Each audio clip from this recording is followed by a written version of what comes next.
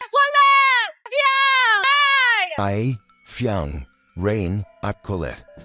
Ngayong gabi ay isang hamon pa ang kailangan ninyong gawin. Big Four, tapatan.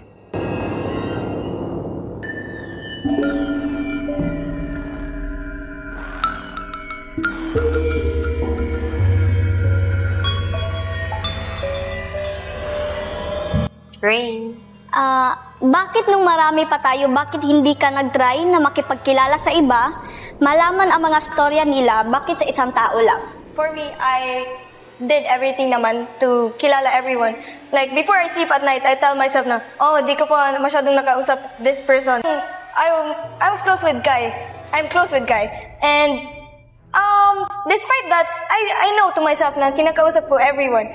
And, kahit na siya yung closest ko, I know naman yung stories ng iba kasi I tried to mingle with everyone. And hindi naman ako nag-focus on Kai lang. Like, I didn't go here to just be close with one person. I guess naging close talaga kami ni Kai kasi I found very many similarities sa kanya and parang naging comfortable ako kaagad na I can tell everything talaga sa kanya, which I can't do sa iba. Not everyone can understand me the way she does. Between both of us, setting aside our friendship, sino sa tingin mo mas deserving para maging big winner at bakit? If Rain from a few weeks ago would answer, I'd say you. As the Rain now, I've learned so much in this house na parang I believe less in myself. And I realize ngayon na that question I should answer myself. Who's your least favorite housemates? Oh my gosh! Walang explanation. Who's your least favorite housemate? Kuya Gwen, Okay. bakit kinailangan mong itago ng ilang linggo mula sa housemates na may boyfriend ka sa labas? Hindi ko siya tinago. Nag-wait ako, nag-antay ako ng taong magtanong sa akin kung may boyfriend ako. Parang ganun kasi, iba na kasi ang tingin na pag may boyfriend na, so dapat may distance. Hindi ko naman dininay dito sa loob. Parang kung mag-usap-usap, tapos pangit naman po kung magsabi ako na, uy, may boyfriend ako, 3 years na kami. Kung may usapan po kami sa labas na kung ano po yung dito sa loob, wala lang po yun. So, if ever man po na nasaktan ko siya, sa labas po namin yung pag-usapan at isettle po kung ano man po ang nangyari. Tuwing nakikipagbiruan ka kay Dylan, ano kaya sa tingin mo ang nararamdaman ng boyfriend mo? Lahat ng mga nakikita niya, lahat ng mga ginagawa ko, alam niya sa sarili niya hindi yung totoo. Tiwala sa akin at paano din ako nagtitiwala sa kanya. Ano ang isang katangian na nasa'yo ang hindi big winner material? Kung wala, bakit? Kung meron naman, ano ang mga ito at bakit mo still sa tingin maging big winner? For me, wala. Kasi naman, ginagawa ko naman ang best ko para makamit yung big winner na platform.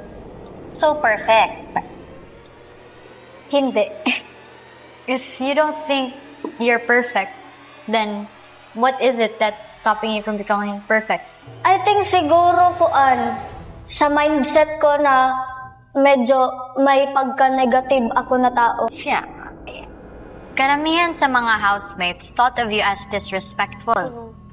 At naging nominado ka na din dahil dito many times. Bakit mo pa rin sa tingin na deserve mo maging big winner? Sa tingin ko, the way na sinasabi ng iba, na disrespectful ako, is hindi lang kayo sanay na ganun ako magsalita. Iba-iba tayo ng kinalakihan. It's just me. Na hindi siya disrespectful talaga. May respect ako sa tao. Although sinabi ko kay Colette yun na kahit hindi ako nag-aati sa kanya or kahit binabalagbag ko siya, I still respect her, as mas nakakatanda. And sa tingin ko, dapat pa rin ako maging big winner kasi although hindi siya disrespectful, pero nagawa kong mag-adjust, nagawa kong baguhin the way akong magsalita. Tit at tigas ng ulo mo.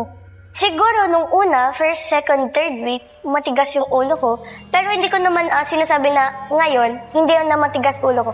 And hindi ko din alam kung bakit matigas ulo ko. Hindi mo nga ba alam or trip mo lang na maging matigas ang ulo mo kasi Wala lang, trip mo lang. Siguro kasi, sometimes, nalilimutan ko na, ay, nasa PBB pala ako. Kasi bakla, tao lang din ang above. Nagkakamali din ako. Pero yung iba talaga, or karamihan, hindi ko naman talaga sinasadya na magkamali ako. Sabi mo, valid lang ang nararamdaman ng manliligaw mo dahil sa mga ginagawa mo dito sa bahay. Ano ang ibig sabihin mo doon? Feeling ko na na-hurt siya, na ginagawa ko dito sa loob ng bahay is the way na maging clingy ako. And I think na if na-hurt siya doon, it's valid. If you think, why do you continue to do so? Because that's the real Fiang. If hindi ko siya gagawin, magiging nagpapaka-plastic ako. Who's Rain for you? Who is Rain for me? Yeah. That's a simple question. Rain is a friend, but when I say it like that, it sounds shallow. But it's more than that. So, yun lang. Pagkakaibigan or spot? If talagang kaibigan kita, alam mo naman kung bakit nandito ako. Alam ko din kung bakit nandito ka. Obviously, I would pick the spot. I value our friendship, pero pumunta ako dito ng mag-isa. And alam ko din, pumunta ka dito ng mag-isa din. Yung spot is just a one-time thing. Friendship can last as long as you want. As each other's best friends dito sa house ni Kuya, when I got the comments na I was relying or dependent on you, what did you honestly think? Did you agree or disagree? Like, did it look like that? Kasi honestly, parang wala lang talaga. Maybe because I'm Kai. Pero, when most of you guys said it, I was shocked. Nagre-rely ka lang kay Kai, something like that. And, of course, I felt guilty kasi ako yung parang na-mention. And I super know na hindi talaga ganun si Rain. And yun, Rain, I disagree. And you know that I did. Sa tingin mo ba, being ma-attitude as a humor is just tama? Siyempre hindi. Pero, yun nga ang nakasanayan. Pero hindi naman porket na nakasanayan, pwede nang i-apply sa lahat ng taong nasa paligid. Puro din, yun din ang isa sa mga medyo hindi less ko na baguhin dito. Pero, napapractice ko naman siya. Sa tingin mo ba, hindi cheating ang mga ginagawa mo sa loob ng bahay? Michael, iba kasi ang napagsunduan namin sa labas ng ng boyfriend ko na ang lahat na makikita niya doon, alam niya na hindi yun totoo at kilala niya kung ano ako. Siguro, may crush siya. Sa tuwing nagagawa ko yun, parang naiisip ko din yung boyfriend ko kasi nga may boyfriend ako tapos ginagawa ko doon. Ginagawa ko yun, anong sabihin ng ibang tao sa akin? Parang parang effective na parang joke ko si Dylan. Parang iba na yung naiisip niya kasi nga hindi ko din alam kung ano talaga tong totoong naiisip niya sa labas kasi nga hindi kami nagkakausap. Pero ang one thing lang talaga na ma-sure ko sa sarili ko, alam niya kung ano ako. Siguro na nagigilty ako kasi nga, sobra na ba? Ano ba yung mga bagay na nagagawa mo? Nakikipagbiruan ako kay Dylan na parang ina-actionan niya ako na tinitignan, ginaganon po. So parang ako din pa, yung parang pakilig-kilig ko, no? Kilig kuno or kilig? Kilig ko no lang talaga. Pwede kong nang sabihin kasi andito na ako. Nawiwirduhan talaga ako kay Dylan. Kapag nakaganon siya sa akin, ganon talaga na nasaktan ko po talaga siya. Alam ko po na pipiliin niya po yung sarili niya po kaysa sa akin. Talagang iba naman talaga. Kung hindi naman natural sa babae na pag may boyfriend, ganon ang gawin. Anong mas importante sa'yo? Pangarap? Siyempre ang pangarap ko. Kasi gaya nga ng sabi mo, pumasok tayo dito tayo lang mag-isa. Kasi pumunta ako dito para sa Big Four, sa pangarap. Sino sa tingin mo ang pinaka-hindi nagpapakatotoo sa mga nakakasama mo? Just your Big Four? Yeah. First of all, kasi, I'd say this question is so hard talaga kasi Big Four. And alam ko how it is to live dito sa house ni Kuya. It's so hard to be fake or di totoo kasi parang nakakalimutan nga natin we're in this show. Parang, we're so true and I don't know, hirap ng question mo, no? Sino sa Big Four yung sa tingin mo meron pang side na hindi napapakita sa iba? Tiang. Kasi, sometimes I get confused sa mga answers mo, especially about what happened to you recently sa Manliligaw. Sometimes your answer is like, I don't want to go back. Pero sometimes your answer is, I will go back. I'm also confused, like, saan ka ba talaga? So, siguro there's a side of you na hindi mo pa ma-show kasi I feel like talagang there's something pa. Do you enjoy calling yourself a tamad girly? Sometimes, oo. Sometimes, hindi. I don't like calling myself tamad. I don't think I'm actually tamad kasi alam ko naman kaya kong gawin and sometimes I just do it. But I'm aware, just a balance of everything and nothing. So, Tat, do you think you are a good role model, lalong-lalo na sa mga kabataan? In a way, oo. This generation has really opened up their minds. I'm just saying, I acknowledge the fact that I make mistakes. And you might have to, kasi tao lang din naman tayo. The fact that I was able to change it, at least aware ako, at least I was able to learn something out of it, edi talagang mas nakaka-inspire yun sa mga tao. Because hindi nila ako nakikitang perfect. As in, kesa naman sa toxic, perfect persona. Yun lang. Ano ang nakuha mo sa pagiging unbothered mo? Nakatulong ba ito para ma-develop ka as a person? First of all, I never claimed to be unbothered. Maybe QJM, Quidelan says it a lot. In a way, I feel good. Now you claim it. No, I don't claim to be unbothered, pero I'm actually bothered sometimes. It's probably because of how I act. Before I say anything or do anything, I think first, as in, bakit nga ba ako nababother dito? Am I gonna affect you if I say it?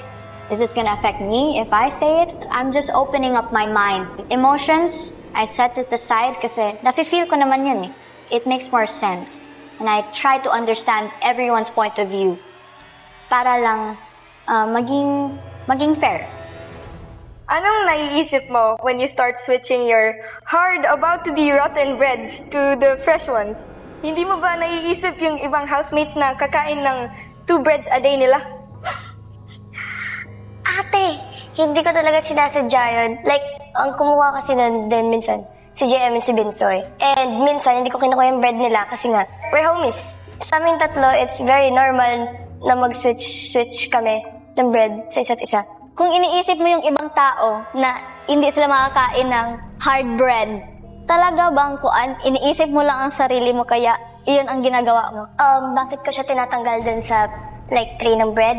Kasi, nung una naman, alam naman natin lahat dito na hindi patas ang lahat. When it comes to bread, lahat nawawalan. Everyday nawawalan.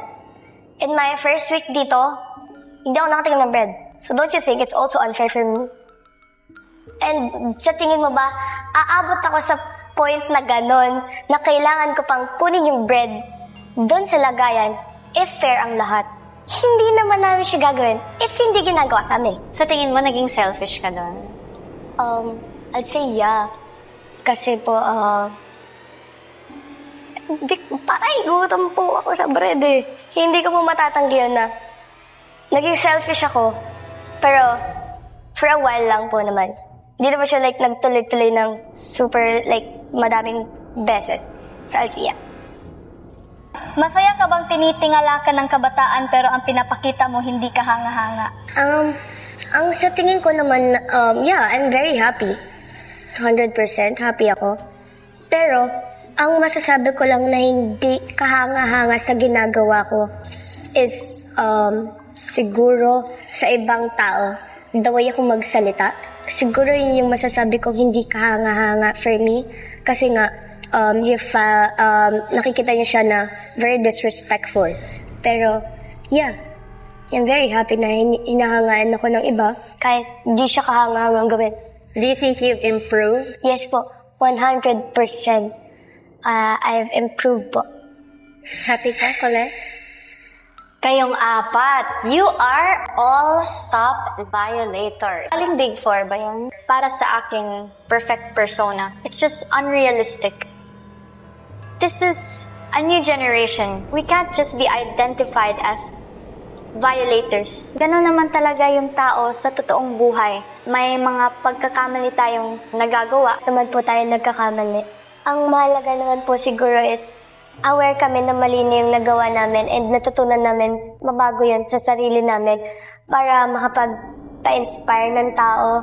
I don't think being in Big Four, it's just about the violations. It's also with the character we have and how we are able to be here. And na-prove naman natin na we can change, we can be better. Hindi naman po hadlang ang kuan ng pagiging violator po as long as nagle-learn ka po from it sa mga pagkakamali mo para po makadating po dito sa Big Four po. Pinaka-maalaga. Pinaka-matalino. Congratulations. Pinaka-madiskarte. Congratulations. Pinaka-maasahan. Congratulations. Mess up and I'm haunted. And if I'm